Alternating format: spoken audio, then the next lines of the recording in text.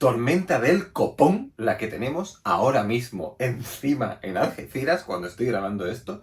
No sé si el ruido de los truenos, que es considerable, se meterá en el vídeo, pero bueno, si se mete, ¿qué se le va a hacer? Antes de empezar, y a colación de un comentario que dejabais el otro día en el programa de la semana pasada, voy a empezar a hacer algo en este de reseñas de Comics Theme. Y es hacer mención a una, dos o tres series, dependerá del programa, de las que me leo semana a semana en digital, provenientes de Estados Unidos, y que por una razón o por otra me llaman la atención y aún no han sido publicadas aquí. Y hoy os traigo dos. La primera de ellas, Red Coat, serie perteneciente al universo de Ghost Machine, ese sello editorial dentro de Image, apadrinado inicialmente por Geoff Johns y Gary Frank, en el que han ido sumándose autores y series. Esta en concreto está guionizada por Geoff Johns, dibujada por Bryan Hitch. Inicialmente fue una de estas series a las que me costó trabajo entrar. No sabría deciros muy bien el por qué, porque la premisa de partida, que sigue a un personaje llamado Simon Pure, que es un casaca roja, o sea, un soldado, que o bien pertenecía a las tropas británicas durante la Guerra de Independencia Americana, o bien era un simpatizante de dichas tropas británicas, y las tropas británicas se caracterizaron durante la Guerra de Independencia por las casacas rojas. Pues es un personaje que durante la Guerra de Independencia resulta que adquiere la inmortalidad. Y ahí va la serie, hablando de su recorrido por la historia desde entonces, desde finales del siglo XVIII, y solo con esa premisa de partida ya debería haberme llamado lo suficiente la atención como para engancharme casi enseguida. Pero no. Ha sido un slow burner, que dirían los anglosajones. Una serie que ha ido metiéndoseme debajo de la piel poco a poco y que a estas alturas, después de 13 o 14 números que lleva publicados, es probablemente la que más me convence del universo, de nuevo entre comillas, de Ghost Machine, incluso más que Geiger, que a todas luces era la que más debería convencerme, no solo por Geoff Johns al guión, sino por Gary Frank al dibujo, cuando está, y eso es algo que resta muchos enteros a Geiger, el que de vez en cuando metan a fillers que nada tienen que ver con el estilo de Frank, y porque, no sé, futuro posapocalíptico, ciencia ficción, pues no, es este Red Coat, que encima está sirviendo para volver a demostrar, uno, que Bryan Hitch dibuja bien, algo que casi se había olvidado en el transcurso de los últimos años, y dos, que el tío es capaz de llevar una cadencia mensual, apoyándose mucho en los entintadores. No os digo que no, pero es capaz de llevar una cadencia mensual. Esto, al ser de Image, tiene toda la pinta de que terminará en manos de Panini, pero todavía, hasta donde yo recuerdo, no se ha publicado del Ghost Machine nada en España. ¿O me equivoco? ¿Y si se ha publicado algo? ¿Se ha publicado Geiger en España? ¿Y lo ha publicado Planeta? Mirad, ya me cuesta trabajo muchas veces seguir dónde está cada cosa en el mercado estadounidense, si encima me traslado al español de series que no leo en español. Imaginaos, casi aseguraría que Red Coat no ha aparecido todavía aquí. Haríais muy bien en lanzaros a por ella. Segunda propuesta USA que os traigo hoy, y esta creo en un 80% que la va a publicar Norma en breve. Bugs War, de Jason Aaron y Mahmoud Asrar, también publicada bajo el sello de Image. Cuando empecé a leerme Bugs War, la guerra de los bichos, había dos referentes muy claros en mi cabeza: Cariño encogido a los niños y Arthur y los Minimoys. Pues aún así, el señor Aaron, que cuando quiere es capaz de hacer cosas que no tienen nada que ver con lo infecto de su etapa en Vengadores, se saca de la chistera algo que, teniendo en cuenta esos dos referentes, porque es inevitable, gente menuda perdida en un jardín, ahí está la premisa de partida de Bugs War, tira por la calle de en medio e inventa un lore que hasta ahora, en los 6 números que han publicado, se antoja espectacular, cogiendo a todos los insectos que puede haber en un jardín, antropomorfizándolos y caracterizando a cada casta con una historia detrás que, repito, lo que uno es capaz de rascar y lo que Aaron se ha molestado en escribir en unas páginas de complemento que vienen al final de cada número con respecto a historia pasada de cada una de las castas, impresionante. Como impresionante es, pero esto tampoco voy a contar nada nuevo, el dibujo de Mahmoud Asrar. Si no me equivoco, como decía cuando he empezado a hablar de Bugs World, esto lo publica Norma ahora en noviembre, me parece. Haceos con él. Pero sí o sí. Lectura de lo mejorcito que he leído este año de USA, y he leído mucho de USA. Y tras este prólogo, bienvenidos, estas son las reseñas de Comics Zine. ¡Empezamos!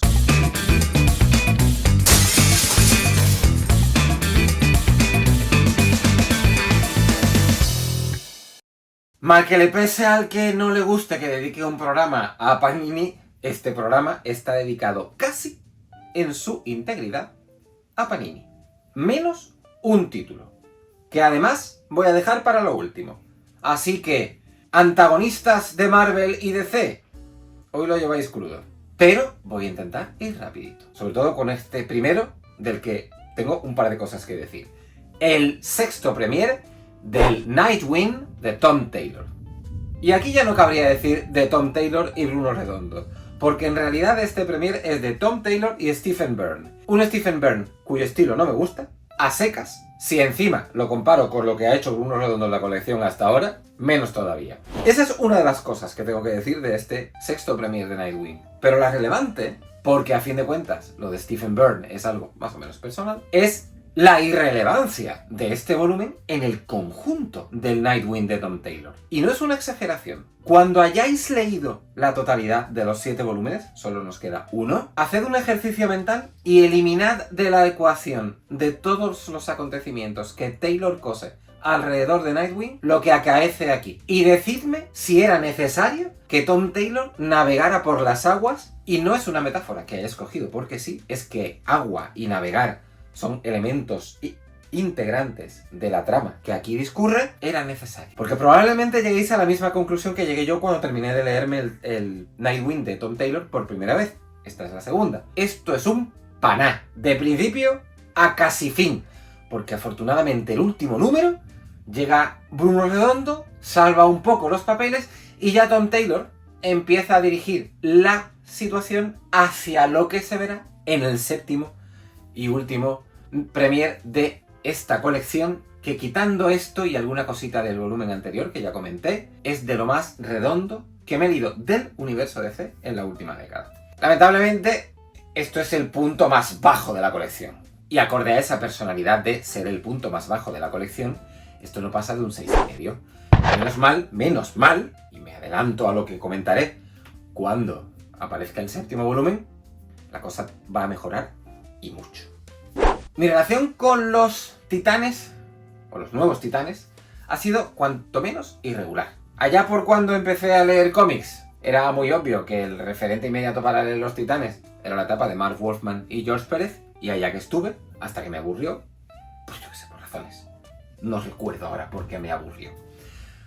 No sé si fue porque George Pérez desaparecía en un momento dado y ya venían Tom Grummett y demás, y la serie dejó de interesarme, o por otras razones de las que no me acuerdo ahora porque estoy hablando de hace 30 y tantos años. Después de eso, quizás porque lo de George Pérez siempre lo tuve ahí como referente, no han sido los Nuevos Titanes un grupo de personajes que me haya parecido atractivo. Y aunque sé, por ejemplo, que lo que hizo Geoff Johns con ellos está muy bien, nunca me ha entrado la suficiente curiosidad como para leer esa etapa. Pero cuando DC, hace cosa de un año y pico, antes del All In, pero no al principio del Amanecer, ya llevaba algunos meses el Amanecer de DC, lanzó la nueva cabecera de los Titanes, con guión de Tom Taylor y dibujo de Nicolas Scott. A ver, era imposible resistirse a tan enormes cantos de sirena. Y allá que fui, me leí lo que Panini contiene en este primer premier que os traigo hoy, y ahí se quedó. ¿Por qué? Porque uno de los dos focos de atención era el dibujo de Nicolas Scott, y Nicolas Scott no siguió dibujando después de los 5 números que aquí vienen incluidos. Algo muy típico de las colecciones de DC y Marvel, que os voy a contar que no sepáis. Por eso cada vez me gusta menos leer cómics de superhéroes. El baile de artistas es algo que me marea. Prefiero una colección que tenga garantizado más o menos, al principio del programa os he hablado de Geiger, que se supone que tendría que dibujar Gary Frank, y ya ha entrado por ahí por Pelletier, y después alguien más, pues eso, que tenga garantizado un único artista.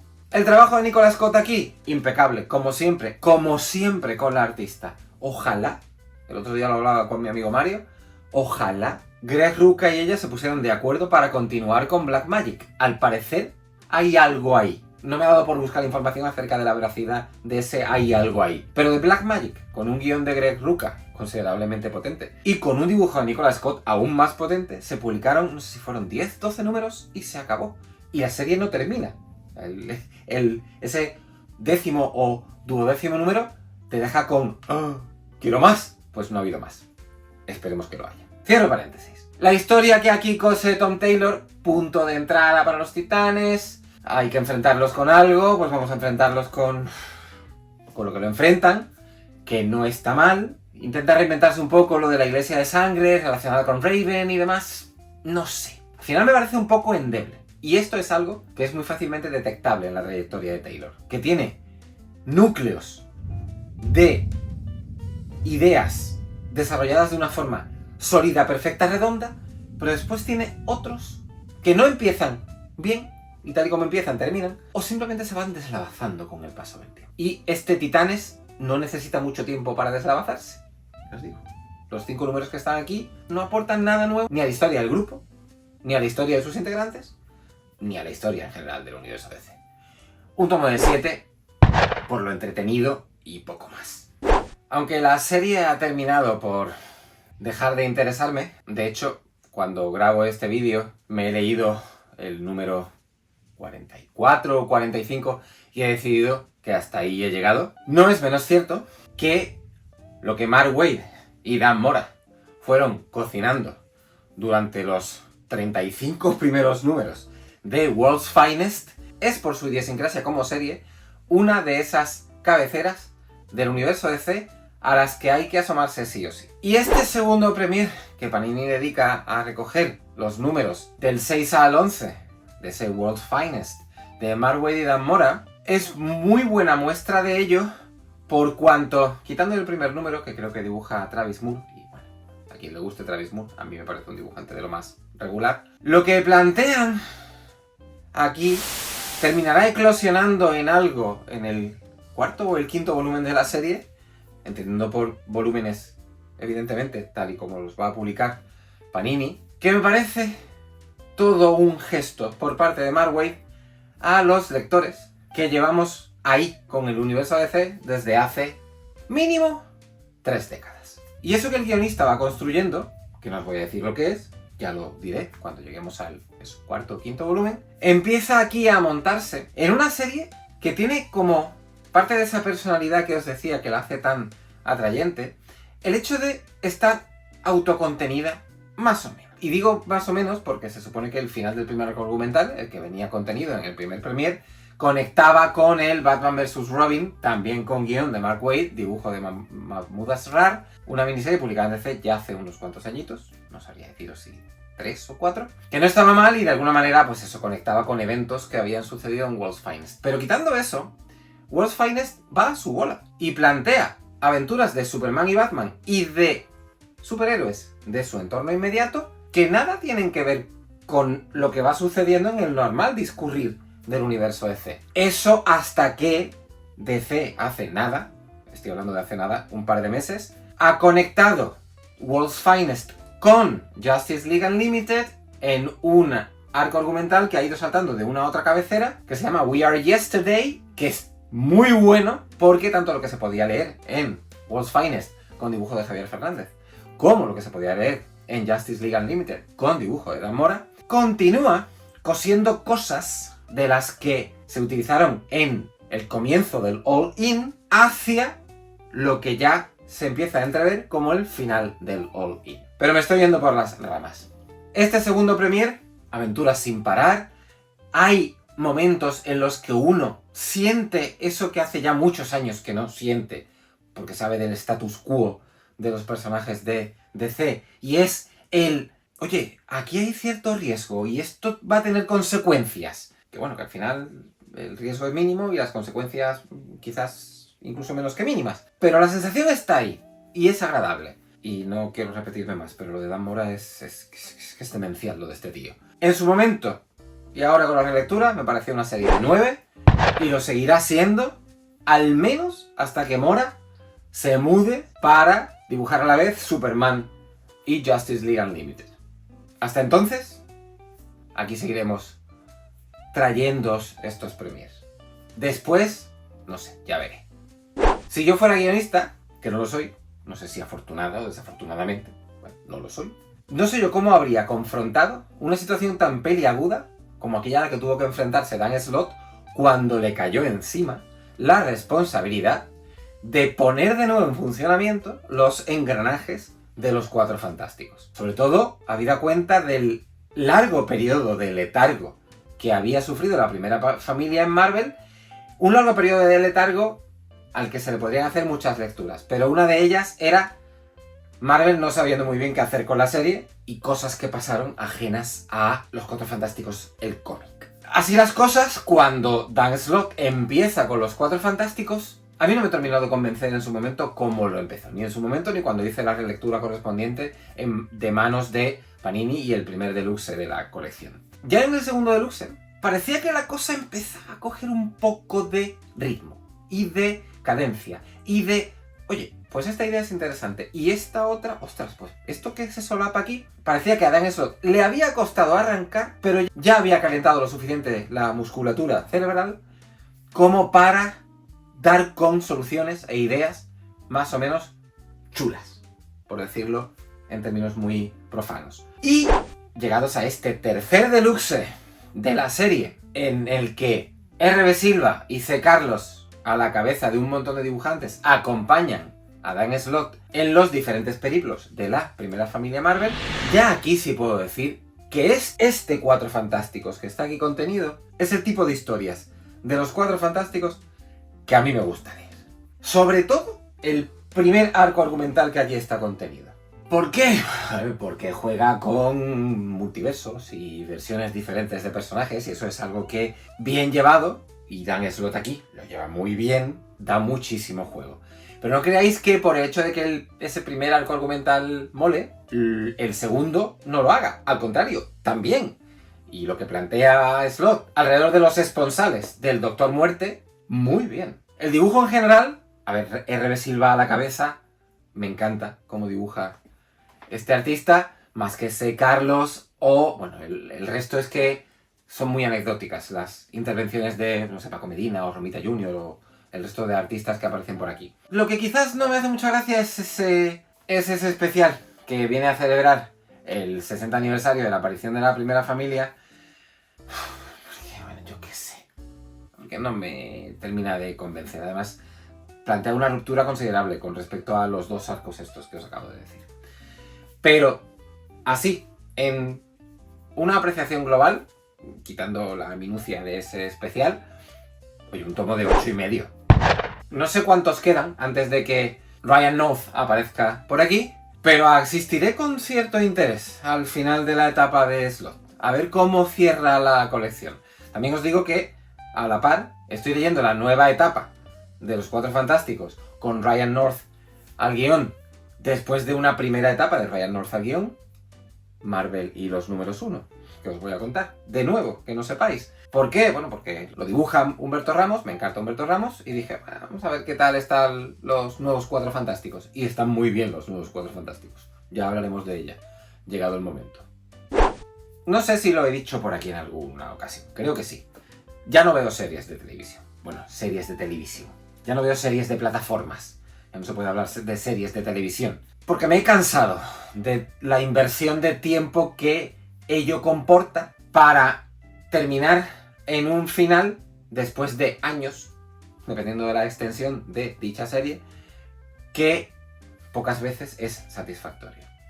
Y salvo muy contadas excepciones, las dos últimas han sido, de una parte, Ted Lasso, porque es una puñetera obra maestra, y punto. Y de la otra, y esta tiene menos tiempo que Ted Lasso, pero aún así, tiene ya más de un añito, el Masters of the Air, tercera parte del Band of Brothers, de la serie producida por Steven Spielberg y Tom Hanks. Pero sacándome de esas muy limitadas excepciones, jolín, vi la primera temporada de Sandman, me encantó, empecé a ver la segunda de Sandman y no he pasado del tercero.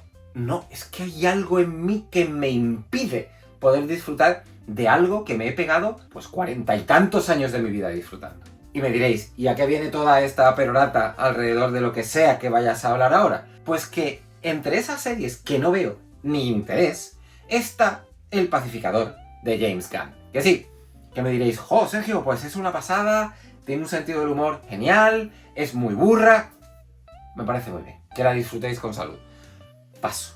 Y temía, no sé por qué, que de alguna manera el no tener en la cabeza lo que fuera que James Gunn está desarrollando ahí, iba a afectar, en cierto modo, a la experiencia lectora de El Pacificador se esfuerza mucho, de Kyle Stars y Steve Pugh.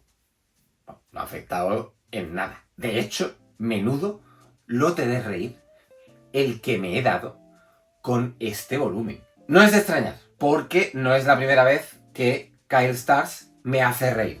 El tío tiene unas ocurrencias que van de lo genial a lo muy genial, cada vez que se pone manos a un guión. Y os podría recomendar 2 de sus trabajos para Image como ejemplo de el ingenio que gasta. Ya podéis acercaros a I Hate This Place, que creo que aquí publicó Planeta, como hacerlo a Six Sidekicks of Trigger Keaton, una rareza de lo más peculiar y divertida, también en Image. No sé si la han publicado aquí en España, la verdad. Vuelvo a lo que decía al principio del programa. Y sobre esos resortes de entretener y hacer reír y contar algo que tenga cierto pozo, es sobre lo que se asienta El Pacificador se esfuerza mucho. En la superficie no es más que un divertimento súper burro que, cogiendo un personaje que es tonto del culo, como El Pacificador, que es inocente en su hipertrofia muscular y en esa voluntad de querer ser un héroe, que a todas luces no debería ser, pues claro, es que eso es caldo de cultivo para un humor constante, porque nadie se cree que este tío pueda ser un héroe. Pero él sí se lo cree.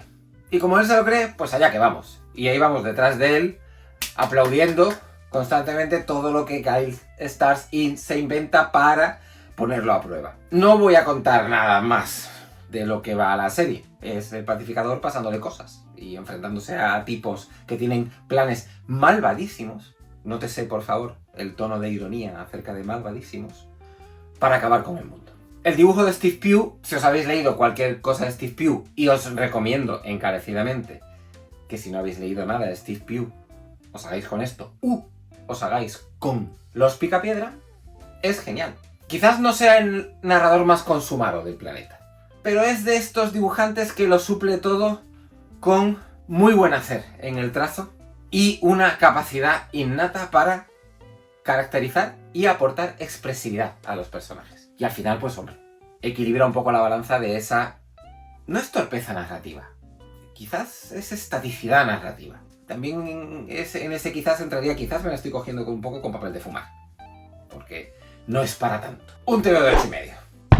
Es una gozada, de verdad.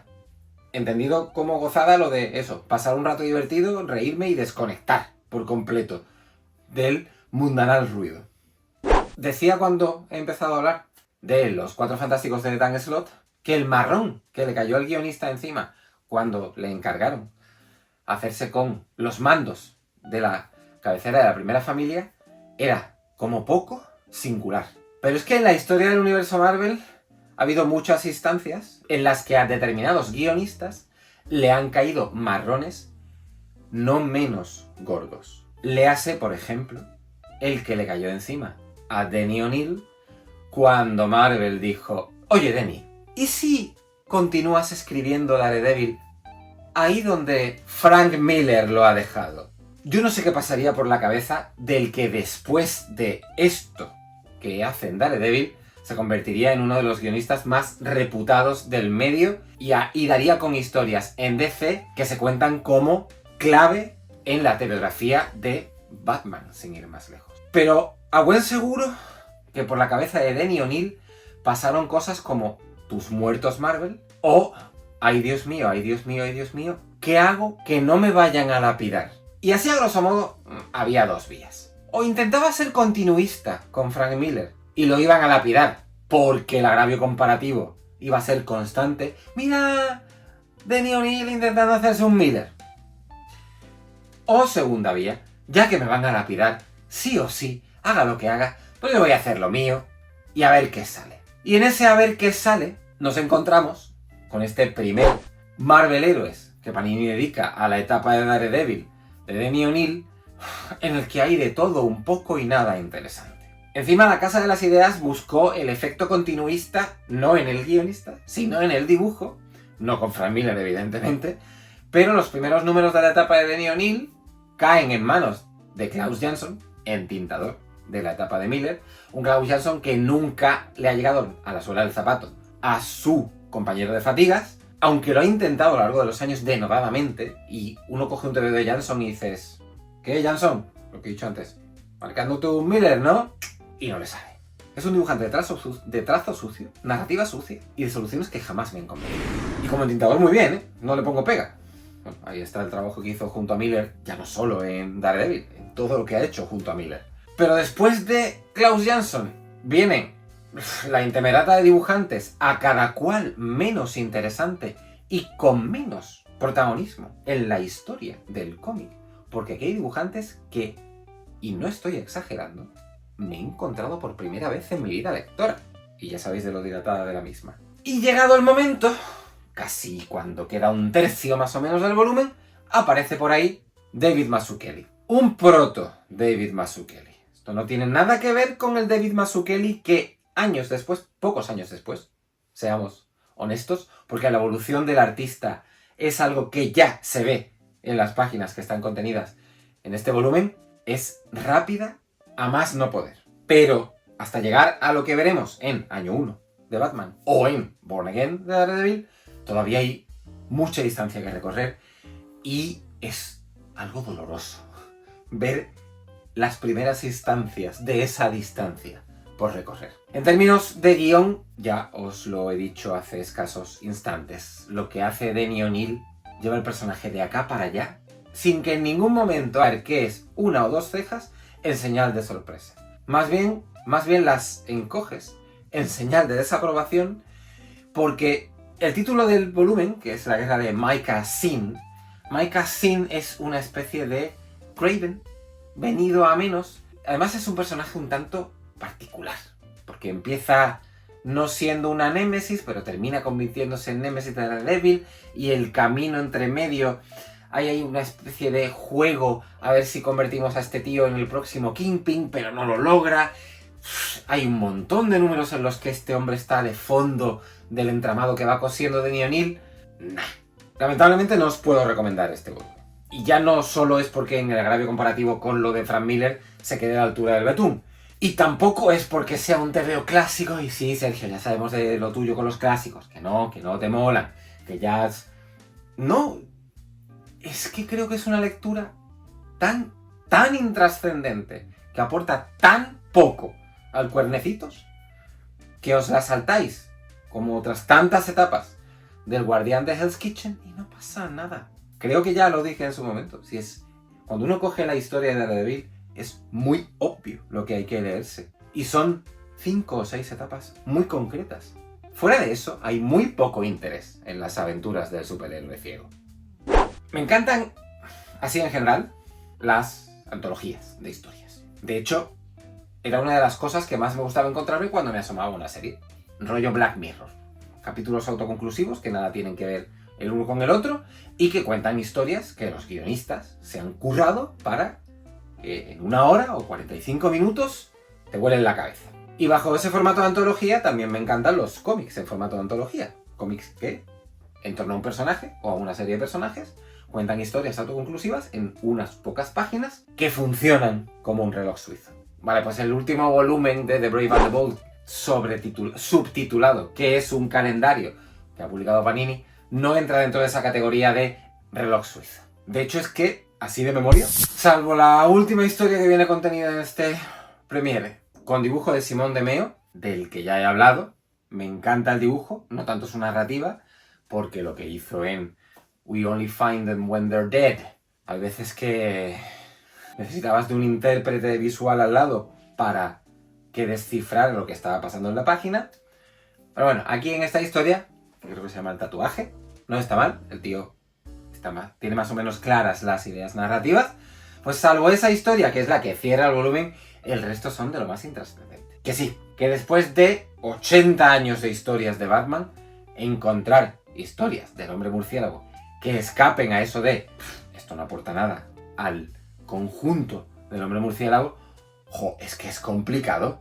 Sobre todo teniendo en cuenta todo lo que hay de grandeza en mucho de lo que se ha publicado, en muchísimas instancias de lo que se ha publicado del Protector de Gotham. Pero esto que está contenido aquí es lo que en su momento me llevó a decir, mira, The Brave and the Bold, ahí te quedas y no sigo leyéndote mes a mes en digital, evidentemente. Un volumen de 6,5, claramente destinado, tremenda obviedad tener que afirmar esto, a aquellos seguidores de Batman que necesitáis tener todo Batman en vuestra biblioteca. Estáis ahí, os respeto, pues esto es para vosotros. Para los demás, aquellos que no necesitan tener todo Batman en su biblioteca y se conforman con tener lo mejor de Batman en su biblioteca, esto no es para vosotros. Dan Jurgens irrumpió en mi vida lectora muy temprano, tan pronto como el mismo año 1992, en el que Servidor dijo, yo ya esto de los TVOs me lo voy a tomar en serio y me voy a comprar cómics todas las semanas. ¿Y por qué entró tan pronto? Pues porque en 1992 fue el año en que DC publicó La muerte de Superman. Y Dan Jurgens era uno de los principales, si no el principal arquitecto de La muerte de Superman, tanto a nivel de historia, porque era el guionista de una de las series que terminaba entrelazándose hacia La muerte de Superman, como a nivel gráfico, porque, a ver, el número de La muerte de Superman lo dibuja Dan Jurgens, y el famoso cuádruple desplegable en el que Lois Lane abraza a Clark Kent muerto con Doomsday, también muerto a los pies del último hijo de Krypton, es de Dan Jurgens. Bajo esa premisa, cabría pensar que Dan Jurgens formó y sigue formando parte de aquello que me parece imprescindible dentro del universo de los cómics. Y nada más lejos de la realidad.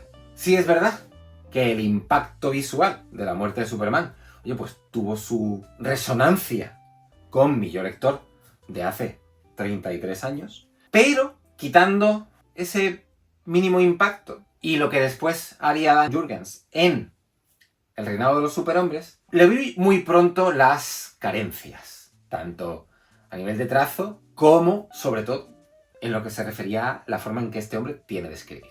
Y a lo largo de estas 3 décadas y pico, pues me he ido cruzando con él de cuando en cuando, la última de ellas, no porque quisiera leerme un tebeo escrito por él, sino porque sí quería leerme un tebeo de Superman dibujado por Bruno Redondo, es el Superman Treasury 2025. ¿Y qué cabe esperar del Superman Treasury que Panini ha publicado, igual que en Estados Unidos, en un formato gigante como los facsímiles que está publicando mes a mes? Pues una historia de Dan Jurgens. Sobre todo porque de repente se trae a Máxima, personaje que ya formaba parte de la Liga de la Justicia en la época en la que Superman muere, y porque Jurgens tiene ciertos tropos muy identificables a la hora de escribir, y más si cabe a la hora de escribir Superman, y entre ellos está este querer dotar de las historias que escribe de un tono más grande que la vida. Y a ver, evidentemente, si vamos a apostar por un tebeo de 80 páginas impreso a tamaño enorme, pues que la historia reverbere con connotaciones más grandes que la vida. No le hace falta, es Superman, ya es más grande que la vida. De hecho, Superman funciona muy bien cuando se hace precisamente lo contrario con él. Cuando se le bajan los humos a su grandeza y desde una visión mucho más terrenal se analiza al personaje. Huelga decir que, como eso no lo vais a encontrar aquí, aunque se intenta, pero de manera muy burda, el motivo casi exclusivo por el que vale la pena asomarse a este Superman Treasury es Bruno Redondo. A ver si lo llevo diciendo desde que empecé a analizar el Nightwing de Tom Taylor. Bruno Redondo, Bruno Redondo y Bruno Redondo. Espectacular lo que hace aquí el español. De principio a fin. Lamentablemente no todo lo dibuja él, por ahí hay algunas páginas que dibuja Jurgens, porque tiene que dejar su granito de arena, no sé si último, en hacer un recorrido por la historia de Superman, evidentemente incluyendo la muerte y otra vez el plano famoso de Superman y Doomsday pegándose una leche al mismo tiempo. Pero quitando eso, que tampoco son muchas páginas, no sé si son 6 u 8 páginas, el resto está dotado de la tremenda elegancia, del enorme conocimiento de Bruno Redondo a la hora de planificar una página y de la sutileza con la que es capaz de dibujar. Como aventura de Superman, ya os digo que no aporta mucho a la historia del personaje. Como TVO de Bruno Redondo, de disfrutemos del dibujo de Bruno Redondo, de cabeza. Pero yo ya estoy en una situación en mi vida lectora que un cómic es un todo. Y si la historia está divorciada del dibujo por la razón que sea, o si la historia no me convence pero el dibujo sí, o si la historia no me convence y el dibujo sí, pues al final el TVO es algo que no me interesa almacenar en mi TVOteca. Y este pues es de esos, de los que aun en una mega edición, y no me refiero a más grande que esta, sino a lo mejor en tapadura y con su slipcase y tal, creo que ni siquiera me la llegaría a comprar. Un TVO de 7 que, a riesgo de repetirme, interés muy limitado, incluso para los que son el equivalente a lo que decía antes de Batman. Es que tengo que tenerlo todo de Superman. Si esto es para ti. Mirad, solo quiero tener las mejores historias de Superman. Sáltatelo. Hasta que esto de los superhéroes empezó a cansarme y a erosionar mi paciencia a la hora de asomarme a la historia río, ya sea del universo DC como del universo Marvel. Leía con denodado interés todo evento que iba jalonando tanto una como otra. En el caso de Marvel hubo un periodo muy concreto de tiempo, el que pasó desde Civil War hasta Infinity, en la que cada nuevo evento me dejaba claro que Marvel era lo que había que leer en ese instante. En el caso de DC, las diferentes crisis que han ido jalonando la historia de la editorial, desde la Crisis en Tierras Infinitas original hasta esta forma que tiene ahora la editorial de meter crisis, pero que no tomen la forma corpórea que habían tomado hasta el Final Crisis, por ejemplo. Pues también me convencían de que las crisis de DC, quitando la original, que sí tenía una intención clara, y ya hablé de ella, y sí tuvo una función muy específica, el resto eran, mirad, vamos a intentar tirar de nostalgia, y como le ponemos crisis, pues esto va a arrastrar a las masas a leer el Infinity Crisis, el Final Crisis y el Identity Crisis. Mirad, creo que esta es la tercera vez que me leo Crisis de Identidad. Y lo he hecho por una razón muy específica. Porque en mi memoria, las dos primeras instancias lectoras habían dejado una clara idea. Esto es una mierda. Hablando muy en plata. Y no entendía cómo un TVO tan mal parido podía tener tanta resonancia y ser receptáculo de tanto halago por tanta gente. Pero como sois de los que entiende que conforme van pasando los años y los gustos cambian, se abren, la capacidad de reflexión aumenta y uno es capaz de extraer de un TVO algo que no había extraído antes, me dije, venga, leamos Crisis de Identidad por tercera vez. A ver si en esta ocasión encuentro al menos algo de lo que una muy buena parte de los lectores que han disfrutado de esta historia hasta ahora han encontrado. No lo he encontrado. Es más, me ha cabreado mucho esta lectura, porque en lugar de reflexionar en la vía en la que os iba diciendo, al final he terminado reflexionando en, pero vamos a ver, ¿puede ser más torpe esta historia? Y no me valen argumentos del tipo de, no, es que esto estaba llamado a que se viera que todos los héroes de DC estaban en peligro en un momento dado. Pues haberlo hecho de otra manera, Meltzer, porque esta en concreto, vaya tela. Es que ha muerto la mujer de Ralph Dibny. Y, hombre, es que un personaje al que no conocíamos, que de repente se nos mete con calzador, que es de una relevancia extrema, y en su funeral están todos los superhéroes, vestido por cierto de superhéroes, no vaya a ser que un funeral chiquitito y todos de paisano porque se conocen entre ellos. Es que si hubieran matado a Ralph Dibny, me lo seguiría sin creer. Pero bueno, a lo mejor hubiera tenido un poquito más de visos de credulidad lo que pretendería hacer aquí Brad Meltzer. Pero no contento con eso de matamos a Sudibny y eso tiene unas consecuencias inesperadas y catastróficas en el universo DC. No. Es que encima vamos a hacer un ejercicio de retrocontinuidad y vamos a descubrir que en un momento dado del pasado a esta mujer la violó a alguien y ese alguien, un supervillano del universo DC, pues sufrió la ira y la justicia de los superhéroes de la casa, que son intocables y son ejemplos de comportamiento perfecto, y se borraron la memoria para no acordarse de nada de lo que habían hecho.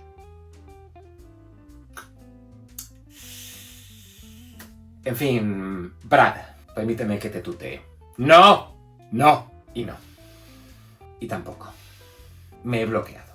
Es que no sé cómo sacar toda la bilis que esto me ha despertado en esta última lectura. Os diría que, salvo alguna escena concreta, y me estoy acordando de la pelea entre Deathstroke y ciertos miembros de la Liga de la Justicia, esto es un cómic para tirar a la basura. Así de claro. Y lo es por el trabajo de Meltzer, porque además hay diálogos aquí que parece que al tío le estaban pagando por letra, como por ese otro motivo que jamás he entendido que pueda concitar tantísimo elogio. El dibujo de Rags Morales. ¿En serio os gusta el dibujo de Rags Morales? Un tío que no sabe controlar la anatomía. Que como narrador, bueno, y sí, esa escena que acabo de decir de Deathstroke enfrentándose a la Liga de la Justicia, que está muy bien coreografiada. Pero mal, Rags. Mal. Esto es un suspenso. Y pocas veces he suspendido un TVO en Comics Theme. Muy pocas. Pues esto se lleva un 4. Me iría un poco más abajo. Pero bueno, ya está. Vamos a dejarlo en un 4. Total, si ya está suspenso. No hay que hacer más sangre. Esto conoció una edición en Absolute por parte de DC. ¿Me lo explica alguien, por favor? O sea, tener esto en la estantería al lado de Sandman, que está en Absolute, o de Predicador, o de El Caballero Oscuro, o de Año 1. ¿En serio? O sea, ese es el tratamiento que queremos darle al Absolute. Que sí, que evidentemente creo que estoy muy solo en este desierto de opinión. Pero me da igual. Suspenso a todas luces. Hay personajes del universo Marvel que ya estén en vanguardia o en retaguardia, jamás me han interesado. En su momento dije que Iron Man era uno de los de vanguardia, que no me ha podido dar más igual a lo largo de toda mi vida. Y de que de lo que he leído, solo salvaría Extremis y el arranque de la etapa de Bendis, de la que hablé hace poco. Pero es que hay otros que tienen un recorrido de lo más inane y de los que intentar salvar una etapa concreta o un número, llegado el caso, cuesta trabajo. Y uno de esos es el Caballero Luna. La creación de Doug Moench no me había llamado ni siquiera lo más mínimo la atención hasta que, en su momento, años ha, y no por el guionista que la cogió, sino por el dibujante que se hizo cargo de ella, llegó la etapa que capitaneó Charlie Huston con David Finch al dibujo del primer arco argumental. Que os traigo hoy. ¿Por qué? Pues yo qué sé. De estas cosas que, ya lo he dicho en programas anteriores, relectura, pues os la traigo. Pero es que no solo viene hoy el Caballero Luna, de manos de Charlie Huston y David Finch, sino que, diciendo relectura, me dije, pues voy también a releerme el Caballero Luna de Warren Ellis y de Clan Shalvey. Sobre todo por establecer una comparación entre un volumen que en su momento me fascinó y un volumen que en su momento me fascinó y hoy lo hace aún más. Y por si no queda claro cuál es cuál, el que me fascinó y hoy no lo hace tanto es el de Huston, el que me fascinó y lo hace cada vez más es el de Warren Ellis. Cabría haber metido aquí un tercero, la etapa de Lemire y Greg Smallwood, pero de esa hablaré aparte porque creo que bien lo merece. Planteamientos de Huston Ellis. Nada que ver. Huston carga las tintas en lo urbano, en una cierta personalidad noventera, muy reforzada por el dibujo de David Finch, que es una barrabasada, de una oligofrenia por el detalle, que hay veces que apabulla, y la segunda página, que es el doble desplegable de esta ilustración del Caballero Luna, que da igual que no hayáis leído nunca el Caballero Luna. Si en algún momento se ha cruzado por delante vuestra una ilustración del Caballero Luna, probablemente es esa de David Finch. Insiste un poco en lo que Bendis y Malief habían hecho en una muy denostada, con justicia, incursión en el personaje, personalidades múltiples, con Shu por aquí, con Shu por allá, en enfrentar a Mark Spector con fantasmas del pasado, pero al final creo que la construcción de todo lo que hace Huston es muy insustancial. Y la sostienen cimientos muy endebles, que quedan ocultos, no cabe duda, bajo la gruesísima capa del arte de David Finch. Un dibujante que me flipa como ilustrador, pero que no lo hace tanto, nunca lo ha hecho como narrador, no a los niveles de, que os digo yo, Simon Bianchi, porque he hablado del artista italiano en varias ocasiones últimamente, pero hay instancias de los tebeos de Finch, así en general, en los que es difícil aprenderse de lo que está pasando en la página.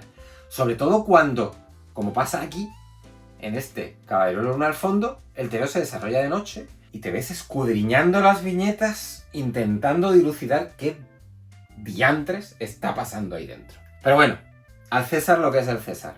El Finch que está aquí ha evolucionado muchísimo con respecto al Finch que conocimos en el universo Wildstorm, y no es más que un paso intermedio con respecto al Finch que nos encontraremos años después en el, que os digo yo, Batman de Tom King. Bien es cierto que el tío a la hora de colocar caras siempre tiende a colocarlas desde el mismo ángulo. No sé si es porque colocarlas desde otro ángulo diferente no se le da bien. Pasa un poco como Alan Davis en ese sentido. Pero dibuja muy bien. No se puede afirmar acerca de David Finch que sea un mal dibujante. Y controla las perspectivas como le da la gana.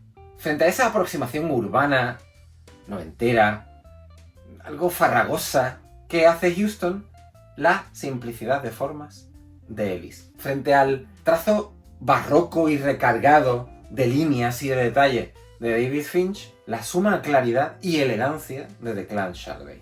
Y frente a una aproximación que pasa por construir un primer arco argumental que lleve el personaje de un punto A un punto B, una aproximación que no quiere llevar al personaje de un punto A un punto B. Lo quiere llevar de un punto A un punto B en el primer número, en el segundo número de un A diferente a un B diferente, y así con cada número de los que conforman los 6 que compusieron la brevísima estancia de Warren Ellis y Declan Shalvey a bordo del Caballero. Y esto casi que cabría meterlo en ese formato de antología que os decía antes.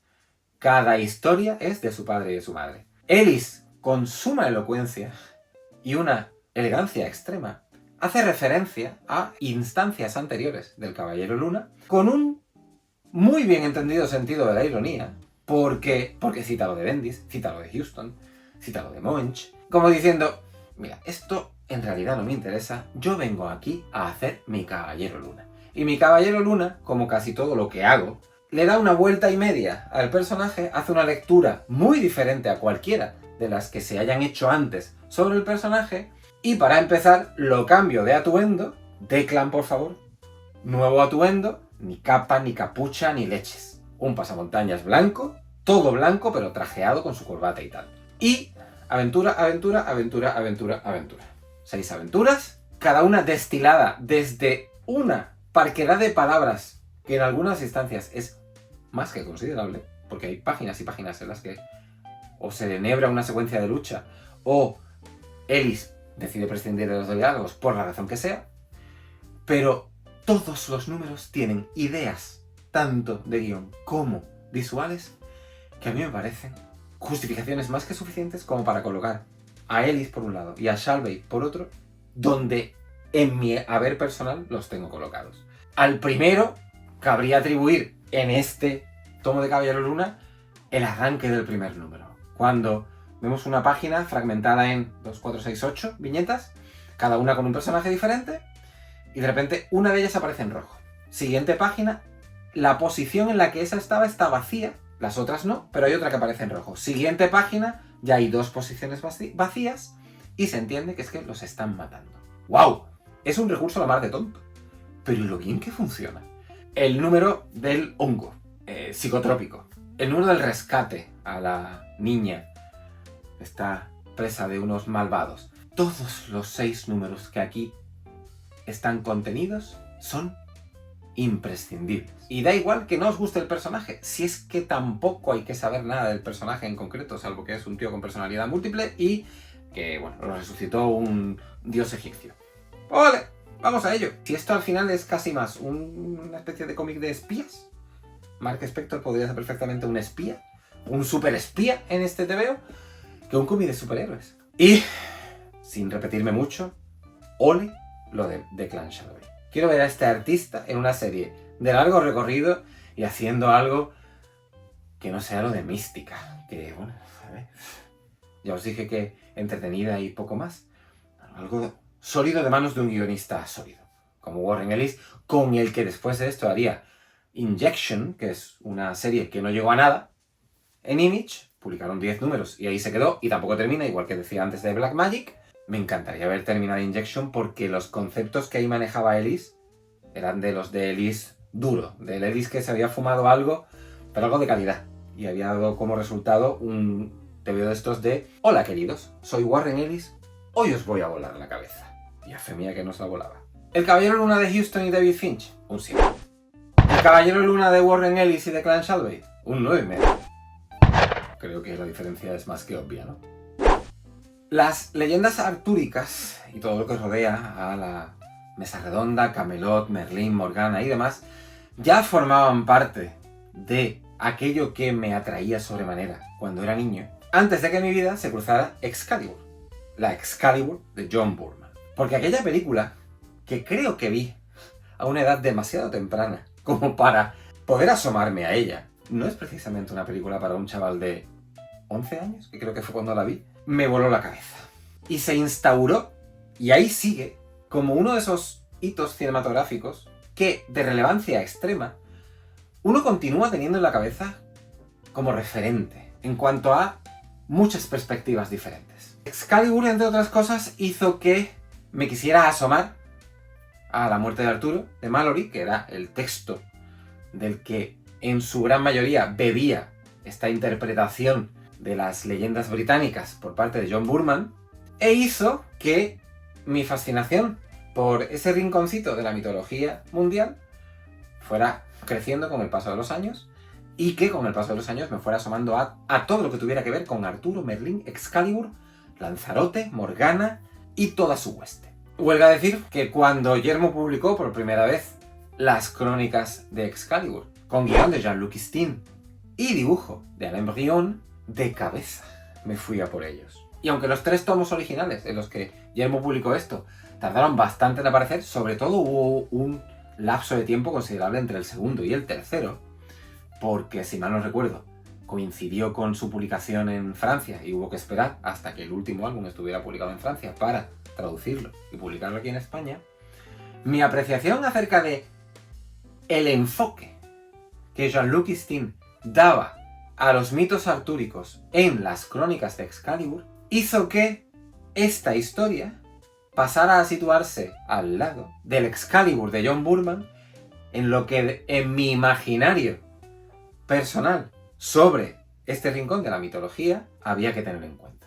Ahora, hay tantos años después, no sé cuántos años han pasado desde que Yermo publicara las crónicas de Excalibur por primera vez, tenemos un integral. Muy buena decisión por parte de Yermo, no porque las crónicas de Excalibur no se pudiera encontrar, que no lo sé, supongo que no, que ya eran de estos álbumes por los que habría que desembolsar cierta cantidad de dinero, sino por dar la oportunidad a nuevos lectores a que se aproximen a una historia que toma muchas y muy buenas decisiones para maridar dos conceptos en principio antagónicos.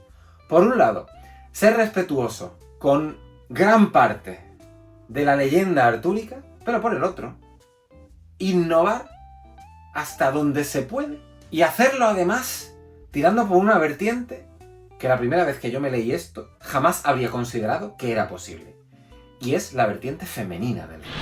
Porque este no es un relato de Arturo, sí es un relato de Merlín, pero Merlín está como pieza complementaria de lo que Jean-Luc Stein construye en torno a Morgana. Un personaje que siempre se ha caracterizado, y ahí está también en el universo Marvel, como villana, como antagonista de Arturo. Así es como Helen Mirren le daba vida en el Excalibur de John Boorman, como una mujer pérfida que encerraba a Merlín, que intentaba matar a Arturo, que concebía un hijo con Arturo sin que Arturo lo supiera, apareciendo ante él con el aspecto de Ginebra, y encontrarme a una Morgana completamente diferente. No ya porque la Morgana que conocemos aquí empieza siendo joven, igual que lo es en la película de John Boorman. De hecho, hay muchas concomitancias en el recorrido inicial de las crónicas de Excalibur con el Excalibur de Boorman y a su vez con la muerte de Arturo de Malory, porque el recorrido inicial pasa por presentarnos a Uther Pendragon, el padre de Arturo, a Igraine, la madre de Arturo, amante de Uther, amante a la fuerza en el Excalibur de Boorman, amante con otros matices en las crónicas de Excalibur de Istin, pero amante a fin de cuentas. Morgana ya es hija de Igraine, tanto en Excalibur como en las crónicas de Excalibur. Pero quitando eso y alguna similitud que otra más, como por ejemplo el que Excalibur aparezca clavada en una piedra, aunque a diferencia del Excalibur de Boorman, en el que es Uther el que al morir clava la espada en una piedra, sea Merlín el que haga lo propio, y aunque hay aquí personajes que aparecen en el Excalibur de Boorman, ya os digo que Istin coge una vía muy alternativa y traza un relato que se mueve en dos vertientes. Una, la de una crítica nada velada al papel de la religión cristiana en la historia del mundo, circunscrita a los años que aquí se nos cuentan y a cómo la religión cristiana iba pisoteando costumbres ancestrales allí por donde pasaba para imponer su credo. Sabemos cómo se las ha compuesto el cristianismo a lo largo de los 21 siglos de historia que lleva a sus espaldas para ser la religión al menos más extendida del mundo en términos geográficos. Ese análisis de Istin, que a veces parece hecho con un escalpelo y a veces con una machota, se mueve con cierta dificultad en la conciliación de tan diferentes herramientas. Creo que al final es más de análisis preciso que de tirar un muro a machotazos. Utiliza un personaje llamado Patricio, que no sé si es el que después será San Patricio, el patrón de Irlanda. Y por otro lado, como digo, está la vertiente femenina, la que tira mano de Avalon, la isla tras las brumas, donde se encierra parte de la magia de aquella época, echa mano de construir muy bien a Igraine y, por supuesto, de seguir a Morgana desde su infancia hasta una edad adulta temprana, dirigiéndola hacia un último número que probablemente a alguno le pueda molestar. Lo que ahí decide hacer Istin con el personaje. A mí ni me molestó la primera vez que me lo leí, ni la segunda vez que me lo leí, ni la tercera vez que me lo he leído ahora de manos de este integral. Y toda decisión que va tomando Istin para construir un relato que es complejo, pero nunca se antoja antipático, ni separa al lector de la opción de aprehenderse de la totalidad de lo que se está dibujando, dicho de otra manera, no cae en los típicos errores de un tebeo histórico que pretende apabullarnos con nombres y fechas y al final lo que hace es sacarnos a empellones de la lectura. No vais a encontrar eso aquí. Toda decisión que toma Istin desde los guiones, ya sea para mostrar una batalla mega épica o para conducirnos hacia una escena íntima en un espacio muy reducido, encuentra una respuesta en las muy portentosas manos de Alain Brion que hacen de las crónicas de Excalibur un tebeo de 10. Otro más. No sé cuántos llevo ya en los últimos programas. Brion consigue hacer algo que aún hoy, en esta tercera ocasión en que me ha asomado a las páginas de las crónicas de Excalibur, me parece pura fantasía. El que puedas decir de sus viñetas y de sus páginas y de sus dibujos que son a la par un ejemplo magnífico de definición y un ejemplo magnífico de indefinición. ¿Cómo se pueden casar términos tan antitéticos? Pues se casan en el dibujo de Brion. Te asomas a una viñeta suya y puedes, a cierta distancia, ver hasta el último rasgo del rostro de un personaje, pero si te acercas más esa página, de repente ves que esa percepción es falsa y que lo que tú creías que era un rasgo no es más que una ilusión óptica en muchas ocasiones. El uso del color que hace Brion tiene mucho que ver en esa percepción. Y el uso de un color que no me atrevería a decir si es tratado a mano, con veladuras, o si es color digital. Porque de nuevo hay ahí dos opciones posibles que se dan la mano en un algo imposible. Quizás no tan imposible. Se puede colorear a mano y después retocarse de forma digital. Poco más me queda que deciros de este volumen, salvo que haceos un favor y compradlo. Porque no es todos los días que uno encuentra la opción de asomarse a un tebeo de aventuras y fantasía tan bueno como es Las Crónicas de Excalibur. Se acabó por hoy. Os invito, como ya he hecho en otras ocasiones, no solo a comentar lo que os apetezca, sino a suscribiros al canal. Nos vemos en el próximo. Hasta entonces, sed muy felices, leed muchos tebeos